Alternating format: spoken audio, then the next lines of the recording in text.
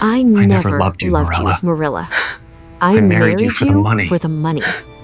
Caspian said it without flinching, without hesitation, like he'd been practicing the words for months. And maybe he had, because when I slid the divorce papers across the table, when I signed my name on that line and finally set myself free, thank you. He didn't break. He smiled for making this so like easy. He'd won. But 3 days later, when he realized what if he divorces lost, within 5 he came years, crawling back, the on his estate knees, reclaims everything. in the rain, begging. And I walked right past him. Stop. Right here. You can scroll past this like it's just another story, or stay and see what happens when a liar finally tastes his own poison. Subscribe if you choose the truth. Chapter 1. The Signature. The pen felt heavier than it should have. I stared at the dotted line, my hand hovering just above it, and for a split second I wondered if I'd actually go through with it. Caspian sat across from me, arms folded, jaw tight. He hadn't said a word since I'd walked into the lawyer's office. Didn't need to. His silence said everything. "Sign it, Mirella," his lawyer said, tapping the paper with one manicured finger. "Let's not drag this out." I looked up at Caspian, waited for something, anything, an apology, a flicker of regret, but his eyes were cold, distant, like I was a stranger he'd hired to play a role, and now the performance was over. So I signed. One smooth motion. Mirella Ashford became Mirella Verne again, just like that. The lawyer smiled, collected the papers, and stood to leave. Caspian finally moved. He leaned back in his chair, a slow smirk spreading across his face. "Free at last," he murmured. Not to me, to himself, like I wasn't even there. I stood, my legs trembling, and walked toward the door. "Mirella." I stopped, turned. He was looking at me now, his expression smug, satisfied. "Thank you," he said quietly, "for making this so easy." Something inside me shattered, not because I loved him anymore, but because I'd wasted 2 years of my life on a man who saw me as nothing more than a transaction, a stepping stone, a means to an end. I didn't respond. I just walked out, and I didn't cry. Not yet. Because I didn't know what he'd just done to himself. Chapter 2. The Inheritance. 3 days later, his mother showed up at my apartment. Mrs. Ashford. Dressed in black like she was attending a funeral, her face drawn and pale, but her eyes were gleaming with something dark and satisfied. "I need to speak with you," she said, brushing past me without waiting for an invitation. I closed the door slowly, my heart already pounding. "Mrs. Ashford, if this is about Caspian, it's about the will." I froze. She turned to face me, her hands clasped tightly in front of her. "My husband's will," she continued, her voice eerily calm, "the one Caspian was so desperate to claim. I knew about the will. Caspian's father had died 6 months before we met, leaving behind a fortune so vast it could have funded a small country. But there was a condition. Caspian had to be married, settled, respectable, his father had called it, and that's where I came in, a convenient bride, a prop, a means to an end. He got the money, Mrs. Ashford said, stepping closer. Or at least he thought he did. I frowned. "What do you mean?" For the first time since she'd arrived, she smiled. Cold, sharp, victorious. "Caspian is arrogant, Mirella. He read the first page of the will and ignored the rest. He was so eager to claim his inheritance that he didn't bother reading the fine print." My breath caught. "What fine print?" "The retention clause," she said softly, savoring every word. If he divorces within 5 years of marriage, the estate reclaims everything. The room tilted. Everything? I whispered. Every single cent. Her smile widened. The houses, the stocks, the offshore accounts, the cars, the art collection, all of it reverts to the estate and goes to charity. I sank into the nearest chair, my hands trembling. Did he know? Of course not. He was too cocky to read past the first clause, too eager, too stupid. She tilted her head, studying me with something like satisfaction. And now, he's lost everything. My mind raced. So by signing those papers, he just bankrupted himself, she finished, her voice dripping with satisfaction. Congratulations, Mirella. You didn't just walk away, you destroyed him. I stared at her, unable to process what I was hearing. Why are you telling me this? I asked quietly. Her expression softened just barely. Because you deserved better than him, Mirella. You deserved better than being used as a pawn in his greedy little game. She moved toward the door, then paused. He'll come to you, begging, crying, playing the victim. Don't let him fool you again. And then she was gone. I sat there in the silence, trying to process what I'd just heard. Caspian had lost everything. $50 million. Gone. Because of me. Because he'd been too arrogant to check the fine print. And somehow, that didn't make me feel better. It just made me feel empty. But I didn't know what was coming next. Chapter 3. Damian. I met Damian 1 week after the divorce. At a gallery opening I almost didn't attend. My best friend had dragged me there, insisting I needed to get out and live again, and I'd reluctantly agreed, if only to stop her nagging.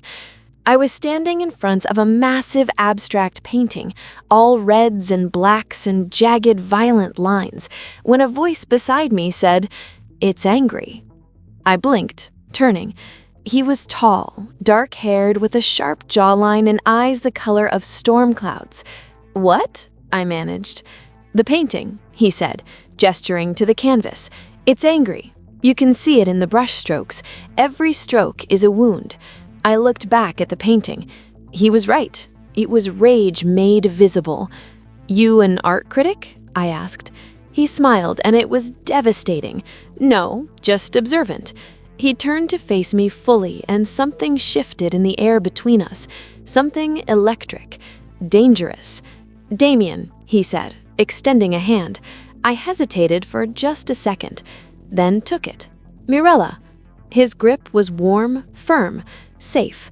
But when I said my name, something flickered across his face. A pause. A hesitation. His smile faltered for just a fraction of a second before returning, smooth and easy. It was gone so quickly I almost convinced myself I'd imagined it. Almost. "Can I buy you a drink, Mirella?" I should have said no, should have walked away, should have listened to that tiny voice in the back of my mind whispering that something wasn't right. But I didn't, because for the first time in months, someone was looking at me like I mattered, like I was more than just a discarded wife. We talked for hours, about art, about life, about the masks we wear and the truths we hide. He was intelligent, charming, attentive in a way Caspian had never been. He listened when I spoke, actually listened. I just got out of something complicated, I admitted, as we stood outside the gallery, the night air cool against my skin. "Complicated how?" he asked gently. "The kind that leaves scars." He nodded slowly, his gaze steady, understanding. "Scars mean you survived." I looked at him, something warm blooming in my chest for the first time in weeks. "What about you? Any scars?" His smile faltered just for a second. Something dark passed through his eyes. "More than I'd like," he said quietly. And in that moment I realized Damian wasn't just some charming stranger. He was broken too, just like me. But I didn't know why. Not yet. Chapter 4. The Unraveling. Caspian started calling 2 weeks after the divorce. I ignored the first dozen calls, deleted the voicemails without listening. Then the text started. "Mirella, please, just talk to me. I need to explain. You don't understand what you've done." I blocked his number, changed my locks, tried to move on. But Caspian wasn't the type to give up easily. He showed up at my apartment on a Thursday night, drenched from the rain, pounding on my door. "Mirella, please." His voice was raw, desperate. "Just 5 minutes." I opened the door a crack, the chain lock still in place. "No." "I lost everything," he choked out, his voice cracking. "The money, the house, everything. I'm sleeping in my car, Mirella. Do you understand? I have nothing." I stared at him through the crack in the door. He looked terrible. Hair plastered to his forehead, dark circles under his eyes, clothes rumpled and damp. This wasn't the polished, confident man who'd smirked at me across that lawyer's table. This was someone else entirely. Someone desperate. Part of me wanted to feel sorry for him, but a bigger part remembered the coldness in his eyes when I'd signed those papers, the smug satisfaction on his face, the way he'd thanked me for making it easy. "You lost everything because you're a liar, Caspian, because you used me, because you were too arrogant to read your own father's will." "I know." Tears streamed down his face, mixing with the rain. "I know, and I hate myself for it. But Mirella, please, I can't lose you too. I can't." "You already did." "Please." "No." I slammed the door, locked it, slid down to the floor, and this time I didn't cry. I just sat there, numb, wondering why his pain didn't make me feel vindicated, why it just made me feel tired. Damian found me an hour later. I'd texted him without thinking, my fingers moving on autopilot, and he'd come immediately. No questions, no judgment. He just sat beside me on the floor, his arm around my shoulders, his presence steady and grounding. "He doesn't deserve your thoughts," Damian said softly. "I know." "Then why do you look so sad?" I looked up at him, my vision blurred. "Because I wasted 2 years of my life on someone who never loved me. 2 years I'll never get back." Damian's jaw tightened. Something dark flickered in his eyes. Guilt, maybe, or regret. "That's not a waste, Mirella," he said quietly, his voice rough. "That's a lesson. A painful one, but a lesson." He tilted my chin up gently, his eyes searching mine. "And now, you get to choose what comes next. You get to decide who you want to be." His thumb brushed away a stray tear, and then he kissed me, soft, tentative, like he was afraid I'd break, like I was something precious. But I didn't break. I kissed him back, pouring all my pain and confusion and desperate need to feel something good into that kiss. And for the first time since I signed those papers, I felt whole. But happiness never lasts, not for people like me. Chapter 5. The Truth. I found out about Damian's secret 3 weeks later. We were at his apartment, curled up on the couch, watching a documentary neither of us was paying attention to, when his phone buzzed. He glanced at the screen and his entire body went rigid, tense, afraid. "I need to take this," he said, standing abruptly. "Everything okay?" "Yeah, just work." His smile was tight, forced. "I'll be quick." He disappeared into the bedroom, closing the door behind him. I sat there for a moment, unease prickling at the back of my neck. Something wasn't right. And then I saw it.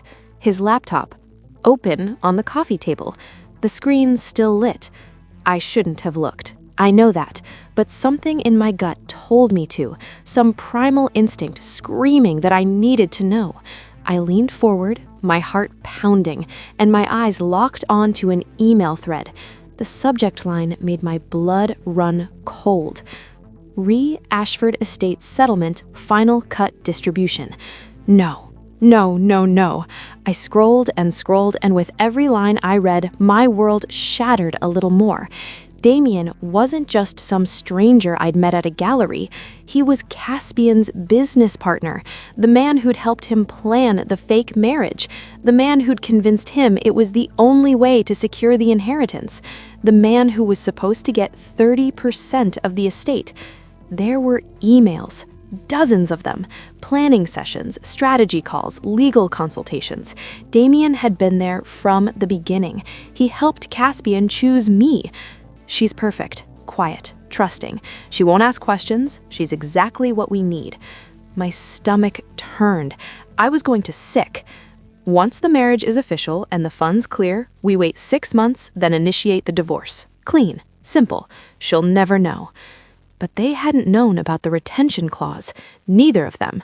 And now they'd both lost everything. Mirella. I spun around. Damian stood in the doorway, his face pale, his hands trembling, the phone still pressed to his ear, forgotten. Tell me this is fake. Tell me this is some kind of mistake. He ended the call, didn't say a word, just stood there, silent, his expression shattered. You knew, I said, my voice rising. You knew what he did to me. You helped him do it. I did, and I'm so sorry.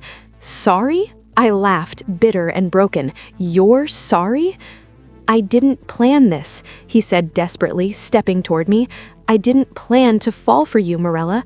I went to that gallery to apologize. I felt guilty about what we'd done, and I wanted to make it right. But then I saw you, and I... Fell for me? I shoved him away, tears streaming down my face. Don't you dare romanticize this. It's the truth. The truth is you helped destroy my life. I screamed. You helped him use me. You sat there and strategized about how to manipulate me, and then you had the audacity to seduce me, to make me trust you? Mirella, please, were you ever going to tell me? Silence. Heavy, damning silence. That's what I thought. I grabbed my bag and headed for the door. Mirella, wait! Don't. I turned, my vision blurred with tears. Don't you dare follow me. Don't call, don't text, don't ever contact me again. Please. I mean it, Damian.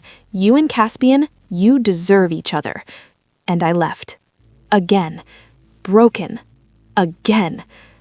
But this time, I wasn't sure I'd survive it. 2 weeks passed in a haze. Then 3. I stopped going out, stopped answering calls. I was alone, completely, utterly alone. And somehow, that felt safer than trusting anyone ever again. Until the rain came. It was a Tuesday night, cold and bitter, when I heard the knock. Soft at first, then louder, then desperate, pounding. I knew who it was before I opened the door. Caspian, on his knees on my doorstep, soaking wet, shivering, his eyes swollen and red. I know you hate me, he said, his voice hoarse and broken. I know I don't deserve forgiveness. I know I don't deserve to even look at you, but I need you to hear me, just once, please. I should have slammed the door, should have called the police, but something in his eyes stopped me.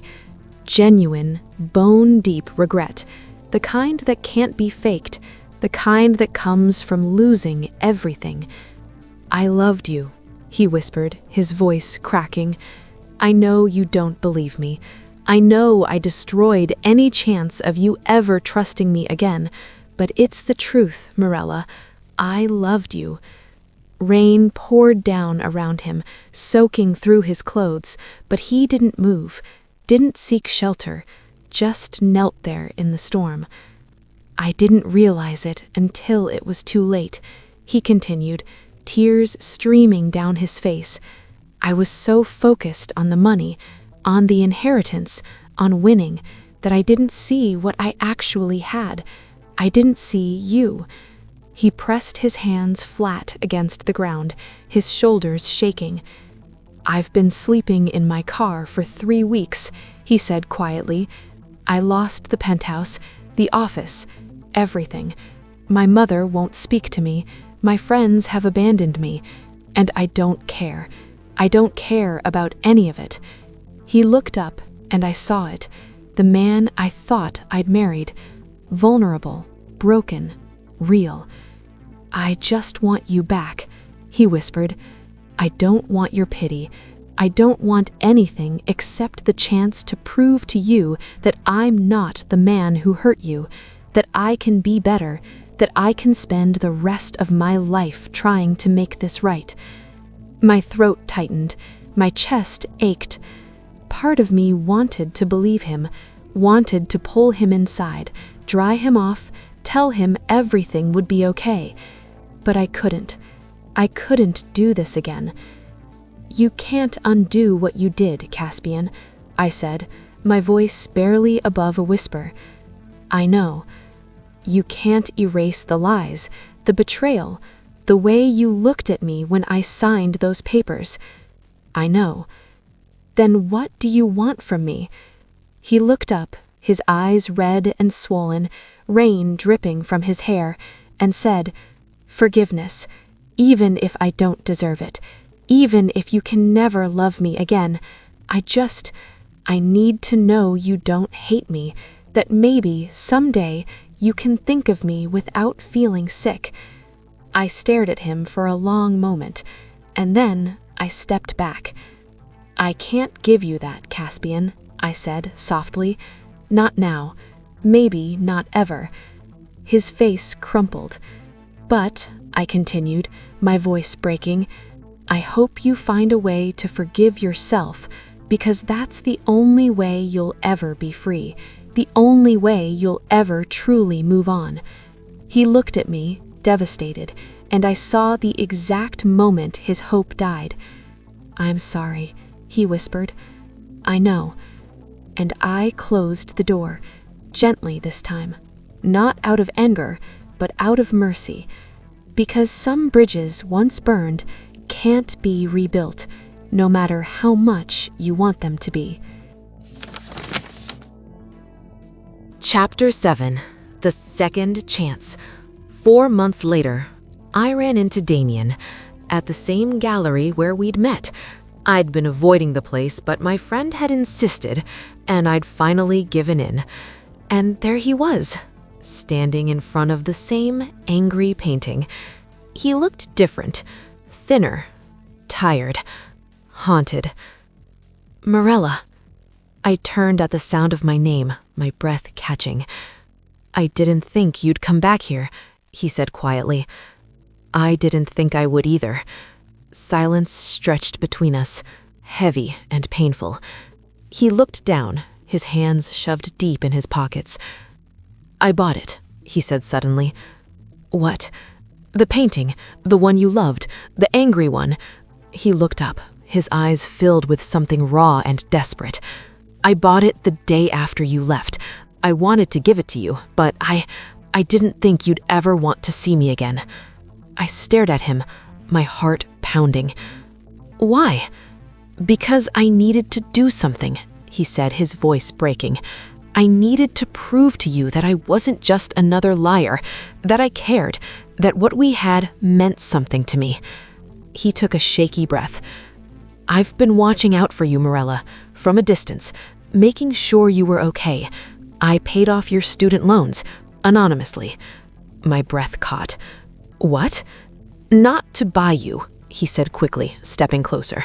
Not to manipulate you or make you feel obligated, but because Caspian trapped you with debt and lies, and I wanted to make sure that whatever you chose next, even if it wasn't me, you were finally free to choose it. Tears pricked my eyes. I wanted you to have the freedom I helped take away from you, he continued, his voice rough. I know that doesn't fix anything. I know it doesn't undo what I did, but I needed you to know that what I felt for you was real, that it's still real, that losing you was the consequence I deserved, and I'll carry it for the rest of my life. I stood there, torn between the urge to walk away and the desperate need to believe him. I'm not saying I forgive you, I said slowly, my voice trembling. I'm not saying we can go back to what we had. His face fell.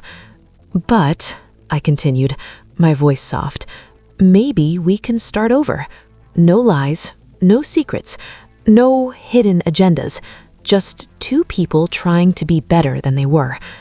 His eyes widened, hope flickering in them like a fragile flame that might be extinguished at any moment. Are you sure? I wasn't, not even a little, but I nodded anyway, because sometimes the bravest thing you can do is give someone a second chance, even when they don't deserve it, even when you're terrified, because healing isn't about going back, it's about choosing to move forward. Epilogue, 1 year later. Caspian never stopped trying. Flowers every week, letters filled with apologies and regrets, voicemails where his voice cracked with unshed tears. But I never responded, not once, because some people come into your life to teach you what you don't want, to show you the difference between performance and truth. And Caspian, he taught me that love without honesty is just a beautiful lie, a cage dressed up as a home. Damian and I, we took it slow, painfully, excruciatingly slow. Therapy, honest conversations that lasted until 3 in the morning, rebuilding trust brick by brick. There were setbacks, fights where I screamed at him for what he'd done, moments where I almost walked away, nights where the weight of betrayal felt too heavy to carry. But he stayed. He showed up every single day. He sat through my anger without defending himself. He answered every question, no matter how painful. He let me see his bank statements, his emails, his phone. He gave me the transparency he should have offered from the beginning. And slowly, so slowly I almost didn't notice, the walls around my heart started to come down. On a quiet Sunday morning, as we sat together in my living room in front of the painting he'd bought for me, the angry one that somehow felt less angry now, he turned to me and said, "Do you regret it, giving me another chance?" I thought about it, really thought about it, about the months of therapy and tears and learning to trust again, about the nights I'd woken up panicking, convinced he was lying, about the slow, painful process of believing that people could change. "No," I said finally, "I don't regret it, but I'll never forget what you did." "I wouldn't want you to," he said quietly. "That's part of who we are now, part of our story." He took my hand, his thumb tracing gentle circles on my palm. "You saved me, Mirella, you know that." I smiled softly, leaning into him. "No, we saved each other. And for the first time in years, I meant it. Because love isn't about perfection. It's about choosing someone every day, even when it's hard, even when they've hurt you, even when the easiest thing would be to walk away."